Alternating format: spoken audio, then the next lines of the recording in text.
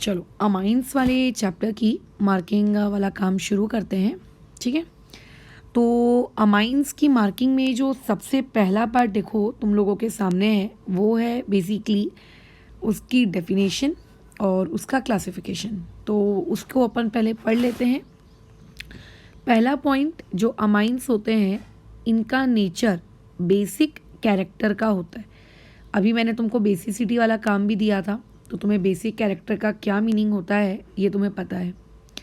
ऐसी कई नेचुरल चीज़ें होती हैं जिनमें अमाइंस मौजूद होते हैं, जैसे प्रोटीन्स में अमाइंस है, विटामिन्स में अमाइंस हैं, हॉर्मोन्स में अमाइंस हैं, बहुत सारे प्लांट के प्रोडक्ट्स लाइक निकोटीन्स में अमाइंस हैं। तो ये जो मैं मार्किंग अभी करके दी हूँ ये तुम्हारे नोट्स के लिए बेस्ट है कि पहला पॉइंट डाल देना amines are basic in nature, और दूसरा पॉइंट डाल देना the natural compounds in which amines are present. पहला प्रोटीन, दूसरा विटामिन, तीसरा हार्मोन्स और चौथा निकोटीन। ठीक है, चलो आगे बढ़ते हैं। फिर क्लासिफिकेशन बताया गया है अमाइंस का। तो अमाइंस को हम लोग 3 कैटेगरीज में क्लासिफाई करते हैं, 1 डिग्री अमाइन, 2 डिग्री अमाइन और एक होता है 3 डिग्री अमाइन। क्लासिफिकेशन होता है इसका। अगर आपके पास मान लेते हैं नाइट्रोजन है, नाइट्रोजन के पास याद रखना 1 डिग्री अमाइन को कैसे पहचाना जाता है कि अगर नाइट्रोजन के पास 2 हाइड्रोजन है, नाइट्रोजन के पास 2 हाइड्रोजन है तो 1 डिग्री, नाइट्रोजन के पास 1 हाइड्रोजन है तो 2 डिग्री, और नाइट्रोजन के पास अगर एक भी हाइड्रोजन नहीं है तो फिर वो है 3 डिग्री। इसी के बेसिस पर तुम यहाँ पर ये जो डायग्राम है जहाँ पे लिखा है यूज़ योर ब्रेन पावर, इस क्वेश्चन को यूज़ कर सकते हो for the classification of 1 degree, 2 degree and 3 degree. Paper में 1 से 2 मार्क्स के लिए आराम से ये क्वेश्चन आ सकता है कि आप इसे क्लासीफाई करिए 1 degree for 2 degree and for 3 degree. अभी जैसे कि चीज़ें क्या बोली हैं आपको बताओ कि बताइए इनमें से कौन सा 1 डिग्री है, कौन सा 2 डिग्री है और कौन सा 3 डिग्री है। एलिफैटिक बताइए, उसमें एरोमेटिक बताइए और वगैरह वगैरह वगैरह वगैरह, है ना, ये सारी चीज़ें। ओके, तो देखो यहाँ पे नाइट्रोजन के पास कितने हाइड्रोजन है, 1, तो ये हो गया आपका कितना डिग्री, 2 डिग्री, जैसा कि मैंने अभी बताया था। यहाँ वाले नाइट्रोजन के पास तो कोई भी हाइड्रोजन नहीं है, यानी कि ये कितना हो गया, ये बेचारा हो गया आप लोगों का कितना डिग्री, ये हो गया आप लोगों का 3 डिग्री, तो ये हो गया देखो 3 डिग्री।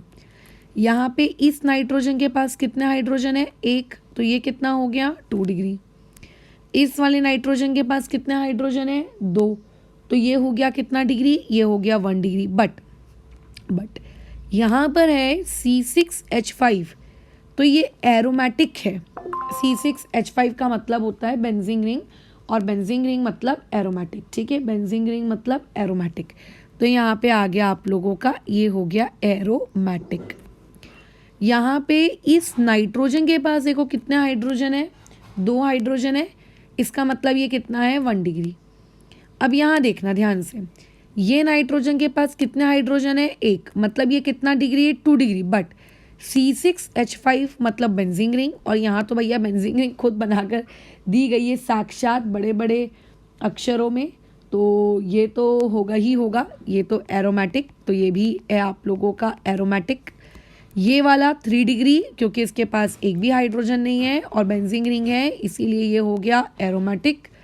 यहाँ पे भी नाइट्रोजन है, इसके पास एक भी हाइड्रोजन नहीं है, यानी कि 3 डिग्री। बट भले एक बेंजीन रिंग हो, बट अगर बेंजीन रिंग अगर है, ठीक है, अगर बेंजीन रिंग है तो इसका मतलब आप समझ जाइए कि वो क्या है आप लोगों का एरोमेटिक। ठीक है, यहाँ पर बोल दिया। ठीक है, यहाँ पे देखो कितने हाइड्रोजन है, 2 हाइड्रोजन है, यानी कि ये कितना हो गया, ये हो गया आप लोगों का 1 डिग्री। अगर किसी के पास कोई हाइड्रोजन नहीं है तो 3 डिग्री, 1 है तो 2 डिग्री, 2 है तो 1 डिग्री।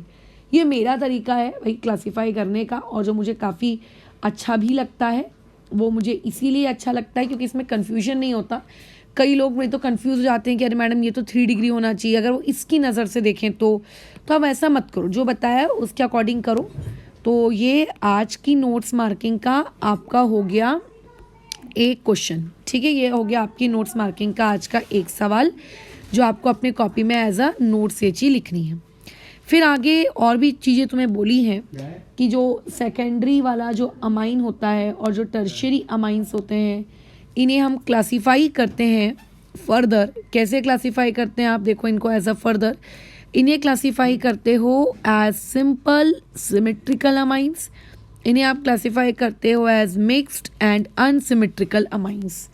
ठीक है। अच्छा, अब यहाँ पे तुमको सिंपल अमाइंस की डेफिनेशन दी है जो तुम्हें याद रखना है कि व्हेन ऑल द अल्काइल और आराइल ग्रुप और nitrogen are same it is a simple amine. अगर नाइट्रोजन के आजू बाजू लगने वाले सारे ग्रुप सेम है तो इसको आप क्या कहेंगे, सिंपल अमाइन कहेंगे। तो यहाँ से क्वेश्चन क्रिएट हो जाएगा आप लोगों का डिफाइन सिंपल अमाइन, जिसको मैं शॉर्ट फॉर्म में SA लिख रही हूँ, है ना। उसके बाद आपको नेक्स्ट क्वेश्चन पूछा जाएगा डिफाइन मिक्स्ड अमाइन। तो इसमें ये लिखना है कि व्हेन ऑल द ग्रुप्स, ये डायरेक्टली ऐसा मत लिख देना पगले जैसे if this groups are different, ऐसा नहीं, यहाँ पे प्रॉपरली लिखना when all the groups are different then the amines is called a mixed amine. ठीक है, बराबर है। अच्छा, तो ये हो गया हम लोगों का 2 डेफिनेशन। इसके बेसिस पे अगर मैं तुमको कहूँ कि ये जो ऊपर वाला यूज़र ब्रेन पावर है, आप इसको आंसर करिए, तो आप इसे कैसे आंसर करेंगे। देखो यहाँ पे नाइट्रोजन के आजू बाजू जो ग्रुप्स लगे हैं C2H5 2, ठीक है, C2H5 2, ये कैसा है आपके, ये दोनों सेम ग्रुप्स हैं। यहाँ पे देखो ये तीनों के तीनों जो लगे, तीनों के तीनों सेम है CH3CH3, तो ये होगा सिंपल, ये होगा सिंपल। लेकिन यहाँ देखो एक ग्रुप अलग है, एक ग्रुप अलग है, तो इसे हम लोग क्या कहेंगे, मिक्स्ड। तो पेपर में आपको सिर्फ क्लासिफिकेशन 1 डिग्री 2 डिग्री 3 डिग्री के बेसिस से पूछा जाए ऐसा नहीं है। सिंपल मिक्स के बेसिस पे पूछ सकता है, एरोमेटिक एलिफेटिक के बेसिस से पूछ सकता है। अच्छा, what do you mean by the term madam aliphatic, जिसमें बेंजीन रिंग नहीं है। अब जैसे इसमें एक भी बेंजीन रिंग नहीं है तो आप इसको नाम दे देंगे एलिफेटिक, ये इस तरीके का। ठीक है। अच्छा, फिर आगे उसने बोला है कि अमाइंस को 2 कैटेगरीज में क्लासीफाई करते हैं, एक होता है एलिफेटिक और एक होता है एरोमेटिक, जो तो मैं ऑलरेडी बता चुकी हूँ, है ना। अच्छा, तो मैंने क्या कहा, बहुत सारे स्टूडेंट को क्या कन्फ्यूजन होता है अमाइंस की डिग्री डिसाइड करने में। क्यों? क्योंकि अभी तक आप जितने भी फंक्शनल ग्रुप पढ़कर आए, उन सारे फंक्शनल ग्रुप्स में क्या होता है, जब भी आप डिग्री चेक करते हो तो आप उस कार्बन की डिग्री चेक करते हो, मतलब फंक्शनल ग्रुप जिस कार्बन से जुड़ा है वो कार्बन और कितने कार्बन से जुड़ा है, आप हमेशा यही देखते हो।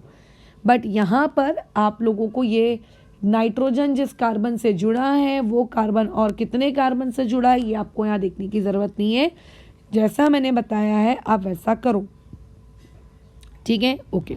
उसके अलावा यहाँ पे ये 2 पॉइंट्स आपको नोट्स में लिखने हैं, ठीक है। ये अच्छे पॉइंट्स है, इसमें बहुत सारे बच्चों को मैंने देखा है कन्फ्यूजन होता है। अगर आपके पास एक 1 डिग्री अमाइन है तो उसके फंक्शनल ग्रुप को कहा जाता है अमीनो। अगर आपके पास एक 2 डिग्री अमाइन है तो उसके फंक्शनल ग्रुप को कहा जाता है आई लगा के इमीनो। तो कंफ्यूज नहीं होना, ठीक है। अच्छा, उसका रिप्रेजेंटेशन, फॉर्मूला का मतलब होता है कि उसका रिप्रेजेंटेशन। तो पेपर में 1 मार्क क्वेश्चन आप एक्सपेक्ट करिए। अगर मेरे को पेपर बनाना होता मैं ऐसा ज़रूर पूछती कि सेकेंडरी अमाइन का जनरल रिप्रेजेंटेशन लिख कर दिखाओ, तो मैं तुमसे एक्सपेक्ट करती कि तुम ये चीज़ मुझको ड्रॉ करके दोगे। तो ये पूरा का पूरा जो ये इतना पार्ट है, इतना लंबा चौड़ा जो ये पार्ट है, आपको ये लिखना है, अपने नोट्स में लिखना है, ये इतना पार्ट। फिर बाजू में तो देखो उसका खैर नॉमेनक्लेचर आपको दिया है, तो वो नॉमेनक्लेचर सिखाया तो तुमको गया है, तो वो नॉमेनक्लेचर तुमको पेपर में भी आएगा, है ना। आगे यहाँ पे उसकी थ्योरी दी है तो वो थ्योरी पढ़ने की आपको ज़रूरत नहीं है, बस इतना पार्ट्स आप अपने नोट्स में लिख के रखो, राइट। जैसे बेंजीन रिंग के साथ अगर COOH जुड़ा रहता है उसे बेंजोइक एसिड कहते हैं, बेंजीन रिंग के साथ CHO जुड़ा हो उसे बेंजल्डिहाइड कहते हैं, बेंजीन रिंग के साथ OH जुड़ा हो उसे फेनॉल कहते हैं। तो वैसे ही यहाँ पे बेंजीन रिंग के साथ अगर NH2 जुड़ा है तो उसे एनिलीन कहते हैं। ये आपको ध्यान रखना है, ये आपके नोट्स में आपको ये चीज़ लिखनी है। तो ये नोट्स नंबर 4। फिर आपको IUPAC नेमिंग कैसे है वो सब लिखा है, तो वो थ्योरी इसकी कभी पेपर में नहीं पूछी जाएगी कि थ्योरी लिखो IUPAC की, कैसे IUPAC करते हैं। डायरेक्ट क्वेश्चन आएगा इसका IUPAC नेम लिखो, बात खत्म, ऐसा। ठीक है, जैसे यहाँ पे देखो क्या लिखा है, the name of amine common लिखो या IUPAC लिखो। ठीक है, is written as one word, यानी कि C2H5NH2। अगर आपको ये नाम लिखना है तो आप इसका नाम कैसे लिख सकते हो, इथाइल अमाइन और इथेन अमाइन, दोनों तरीके हैं लिखने के, जैसा आपको लिखना है ना। अच्छा, फिर आपको बोला है कि आपको C4H11N के जितने भी पॉसिबल आइसोमर्स हो सकते हैं, ठीक है, जितने भी पॉसिबल आइसोमर्स हो सकते हैं, आपको इसके पॉसिबल आइसोमर्स बनाने हैं। अब देखो, आइसोमर्स वर्ड का आपको मीनिंग पता होना चाहिए, मतलब total number of carbon, total number of hydrogen और total number of any other atom will won't change, वो चेंज नहीं होगा, बस लोकेशन चेंज होगी।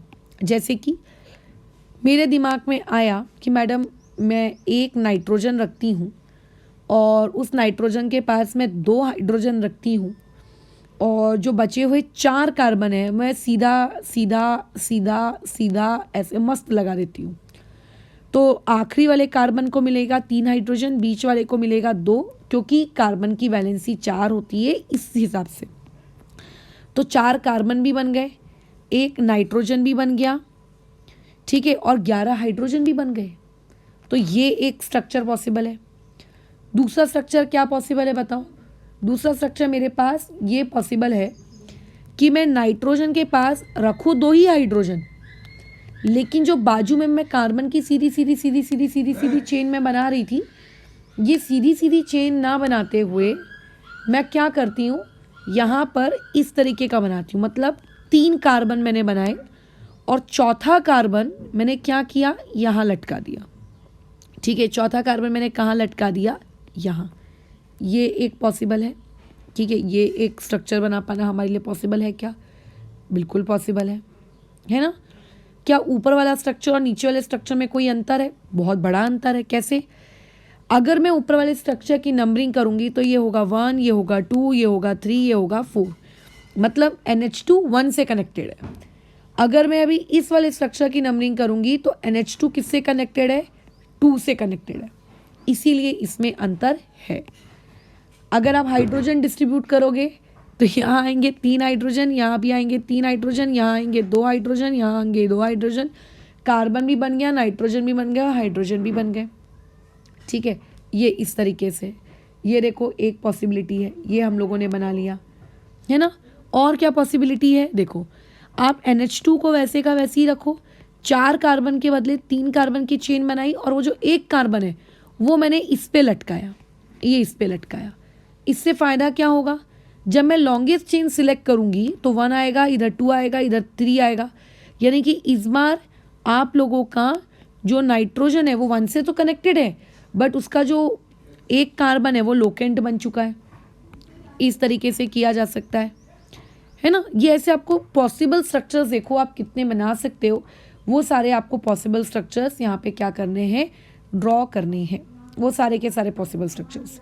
जैसे कि एक ये भी बनाया जा सकता है, NH2, इधर कार्बन, ऊपर में कार्बन, इधर कार्बन, इधर कार्बन, तो इधर आ गया 3, इधर आ गया 3, इधर आ गया 3, ये 9 हो गए, इधर 10 11, ये देखो, ये बनाया सकता। मतलब अभी ये सब कितने, ये देखो अभी सब 1 डिग्री है, क्योंकि नाइट्रोजन के पास कितने हाइड्रोजन है, 2, तो 1 डिग्री में ये टोटल मैं कितने बना सकती हूँ, 4 केसेस बना सकती हूँ। 1 डिग्री में कितने केसेस बना सकते हैं? 1 डिग्री में हम देखो यहाँ पे 4 केसेस ड्रॉ कर सकते हैं। 1 डिग्री में कितने केसेस ड्रॉ कर सकते हैं? टोटल 4। और ये वाला जो केस है ना, ये वाला केस बड़ा ही स्पेशल है। क्यों स्पेशल है? इसके पास कुछ नहीं है, मतलब हाइड्रोजन है एक हाइड्रोजन है। देखो, इसके लेफ्ट साइड में 1 कार्बन की चेन,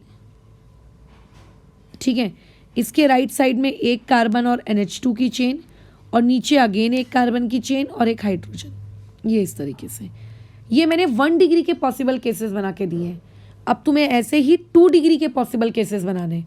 2 डिग्री के पॉसिबल केसेस में क्या होगा?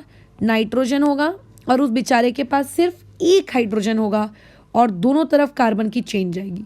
तुम्हारी मर्जी, तुम इधर 2 कार्बन की बना लो, इधर भी 2 कार्बन की बना लो। तुम्हारी मर्जी, तुम इस तरफ 3 कार्बन की चेन बना लो और इस तरफ 1 कार्बन की बना लो। टोटल 4 होना चाहिए भैया, इस बात से हमको मतलब है। ठीक है, तुम्हारी मर्जी। ठीक है, अच्छा और क्या पॉसिबल केसेस है? 2 डिग्री में एक पॉसिबल केस ये भी है, इधर एक ही कार्बन की चेन बनाओ बट इस तरफ कुछ ऐसा बना लो, मतलब 1 कार्बन और उससे ऐसे 2 कार्बन जुड़े। तुम बोलोगे कि मैडम सेकंड में और इसमें क्या अंतर है? देखो सेकंड में स्ट्रेट गया था, इसमें इस तरीके का बेंट गया, इस तरीके से बेंट गया, तो 2 डिग्री में ये पॉसिबल है। तुम बोलोगे कि 3 डिग्री में और क्या पॉसिबल है, आप वो बता दो। तो 3 डिग्री मतलब एक भी हाइड्रोजन नाइट्रोजन के पास नहीं रहेगा, नाइट्रोजन के पास एक भी हाइड्रोजन नहीं होना चाहिए। 1 कार्बन इधर, 2 कार्बन इधर और 1 कार्बन इधर, ये बन गया, है ना। ये इकलौता 3 डिग्री का केस है। तो टोटल कितने बनेंगे? टोटल आप देख लो आपके पास कितने बन रहे हैं, काउंट कर लीजिए आप। ठीक है, इधर बन रहा है 1, इधर से बन रहे हैं 3, 1 मिनट, इधर से बन रहे हैं 3, कितने हो गए? 4, और यहाँ पे हो गए 4, 8 बन रहे हैं टोटल। और इन सभी का आपको IUPAC नेम भी लिखना है। तो ये वाला काम मैं तुम्हें लिखने को दे रही हूँ ताकि तुम्हारी भी प्रैक्टिस हो। ये क्वेश्चन, इस टाइप के क्वेश्चंस आपको पेपर में देखने को मिलेंगे, इससे अपनी नोट्स कॉपी का भी क्वेश्चन बनाएं। फिर नीचे तो देखो एक प्रॉपर तरीके से चार्ट दिया है, इस चार्ट को हूबहू छाप मत लेना या इसको प्रैक्टिस करना कि अच्छा 1 कार्बन है तो मिथाइल वर्ड लगेगा, फिर अमाइन लगेगा, अगर IUPAC लिखते तो मिथान लिखना पड़ता। इस तरीके से इसकी पूरी प्रैक्टिस करना इस पूरे चार्ट की। ठीक है, ये आपको पेपर में भी देखने को मिलेगा। अब इससे रिलेटेड एक्सरसाइज में कुछ सवाल हैं क्या, वो देख लेते हैं। तो एक्सरसाइज में बोला जा रहा है अगर आपके पास एक प्राइमरी अमाइन है, प्राइमरी अमाइन मतलब 1 डिग्री, उसकी हाइब्रिडाइजेशन क्या होगी? तो प्राइमरी अमाइन मतलब नाइट्रोजन है और उसके बाद 2 हाइड्रोजन है इस तरीके से, और सिर्फ 1 कार्बन की चेन है और एक लोन पेयर तो होगा ही होगा। तो अब इसके हाइब्रिडाइजेशन क्या है? देखो 3 बॉन्ड्स बने हैं तो 3 बॉन्ड्स रहेंगे प्लस 1 लोन पेयर है, तो टोटल 4 है। और 4 मतलब कितनी हाइब्रिडाइजेशन? sp3, तो इसका आंसर आएगा sp3। पूछ रहा है कि आइसोब्यूटाइल अमाइन इनमें से 1 डिग्री का, 2 डिग्री का, 3 डिग्री का या क्वार्टरनरी का किसका एग्जाम्पल है? तो पहले तो आपको ये पता होना चाहिए कि आइसोब्यूटाइल अमाइन का स्ट्रक्चर कैसा दिखता है। अगर आप आइसोब्यूटाइल अमाइन का स्ट्रक्चर आप नहीं बना सकते तो आप ये क्वेश्चन को आंसर नहीं कर सकते। तो हाउ आइसोब्यूटाइल अमाइन भैया कैसा दिखेगा, है ना, हमें आइसोब्यूटाइल अमाइन के बारे में जानना है। तो चलो बनाते हैं आइसोब्यूटाइल अमाइन। आपके पास NH2 रहेगा, है ना, ये बना लिया NH2। जब ये वर्ड आता है ना आइसो, जब ये वर्ड आता है आइसो, तो हमेशा जितने भी कार्बन का आइसो बनाने को बोला जाए उससे 1 कार्बन कम कर लेना चाहिए। ब्यूट मतलब होता है 4 कार्बन, 1 कार्बन कम कर लोगे कितना हो जाएगा? 3, 1 2 3। और जो बचा हुआ 1 कार्बन है उसका क्या करते हैं? उसको पीछे से, जैसे फंक्शनल ग्रुप तो यहाँ है, ये फंक्शनल ग्रुप है, तो जो पीछे से अपोजिट एंड होता है जहाँ पे फंक्शनल ग्रुप नहीं होता वहाँ से 2nd कार्बन पे उसको लटका देते हैं। ये सारे तरीके मैंने आपको ऑलरेडी IUPAC में बताए हैं, आइसो, सेक, नियो, टर्ट, ये सारी चीज़ें बनाने के लिए। अब बताओ ये कौन सा अमाइन है? भैया साफ साफ दिख रहा है NH2 है, मतलब 2 हाइड्रोजन है, 2 हाइड्रोजन है मतलब 1 डिग्री अमाइन है। ठीक है, खैर और नीचे कोई क्वेश्चन है क्या इस एक्सरसाइज में? हमने जितना भी पढ़ा देख लेते हैं इधर नीचे के नीचे नीचे नीचे। हाँ, पूछा जा रहा है right the IUPAC name of benzyl amine. आपको बेंजाइल अमाइन का IUPAC नेम लिखना है। तो पहले तो आपको ये पता होना चाहिए कि यार बेंजाइल अमाइन आखिर है कौन। अगर आपको ये पता है कि बेंजाइल अमाइन इसे कहते हैं तो आप उसका IUPAC नेम डेफिनेटली लिख सकते हो। ठीक है, अब देखो बेंजाइल वर्ड आ गया है, इसका मतलब बेंजीन रिंग तो होगी। तो कई लोग पता है ये वाली हरकत करते हैं, वो ये वाली हरकत करते हैं, बेंजीन रिंग के साथ एक NH2 बना देते हैं और उसको कहते हैं benzyl amine. But benzyl amine का मतलब होता है एक बेंजीन, अगर YL आ गया, बेंजाइल आ गया मतलब बेंजीन रिंग से एक कार्बन है और कार्बन से फिर एक NH2 है, याद रखना। ठीक है, तो ये बेंजाइल अमाइन ये है। इसका अगर तुम्हें IUPAC नेम अब अगर लिखना है तो इसमें जो प्रॉपर तरीके से हम लोगों ने पढ़ा था IUPAC नॉमेनक्लेचर कि किसको फंक्शनल ग्रुप लेंगे, किसको लोकेंट लेंगे, किस में कैसी नंबरिंग करेंगे, ये सारे नियम तुमको यहाँ लगाने पड़ेंगे। ठीक है, ये यहाँ पे तुम्हें सारे नियम लगाने पड़ेंगे। कैसे? देखो, फंक्शनल ग्रुप कौन है? NH2 फंक्शनल ग्रुप है। तो NH जो भी फंक्शनल ग्रुप है उसमें कितने कार्बन की चेन बन रही है? सिर्फ एक ही कार्बन की चेन है। इस रिंग को चेन में काउंट नहीं करते। तो बताओ, ये बेचारी रिंग क्या बन जाएगी? ये रिंग लोकेंट बन जाएगी। इस कार्बन को 1 नंबर देते हैं, तो अपन हमेशा पहले किसका नाम लिखते हैं? लोकेंट का। अच्छा, जब benzene ring as a locant behave करे तो उसका नाम होता है फिनाइल। जब benzene ring as a locant behave करे तब उसका नाम होता है फिनाइल। तो ये हो जाएगा आपका 1 फिर उसके बाद आप लोग यहाँ पे कौन सा वर्ड यूज़ करेंगे? फिनाइल। एक कार्बन मतलब मिथान और उसके पीछे लगा देंगे अमाइन। तो ये इस तरीके से लिखते हैं। ठीक है, तो ये क्वेश्चन भी हमने सॉल्व कर लिया।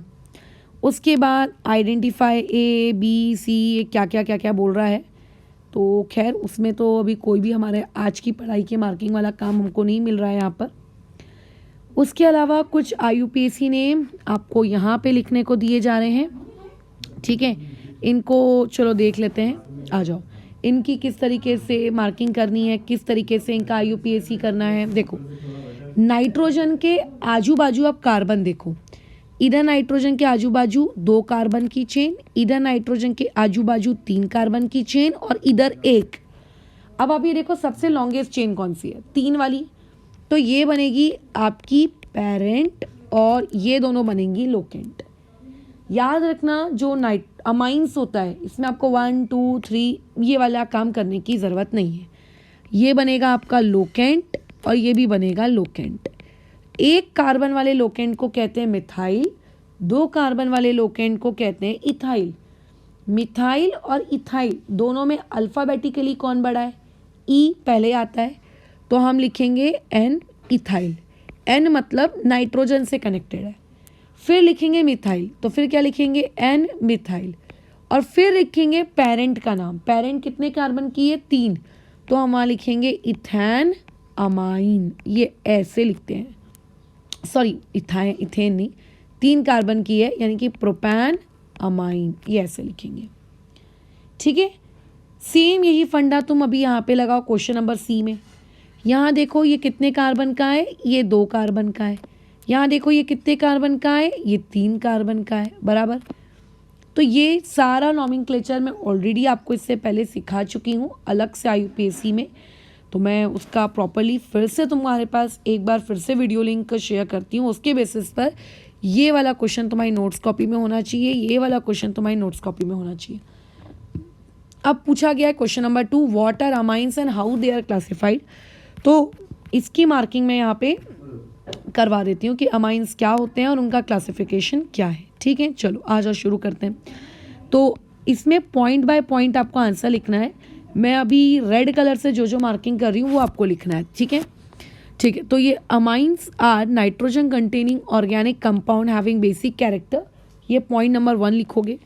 पॉइंट नंबर 2 में आओगे, amines are classified as primary 1 degree 2 degree and 3 degree, ये पॉइंट नंबर 2 लिखोगे। पॉइंट नंबर 3 में एग्जाम्पल लिखोगे। पॉइंट नंबर 3 में आप एग्जाम्पल लिखोगे, 1 डिग्री का एक एग्जाम्पल, 2 डिग्री का एक एग्जाम्पल, 3 डिग्री का एक एग्जाम्पल, डन। पॉइंट नंबर 4 में आप ये लिखोगे, secondary and tertiary amine are further classified as simple, symmetrical and mixed and unsymmetrical. Define करके देने की ज़रूरत नहीं है कि सिंपल मंजे ये मंजे ये, वो सब नहीं।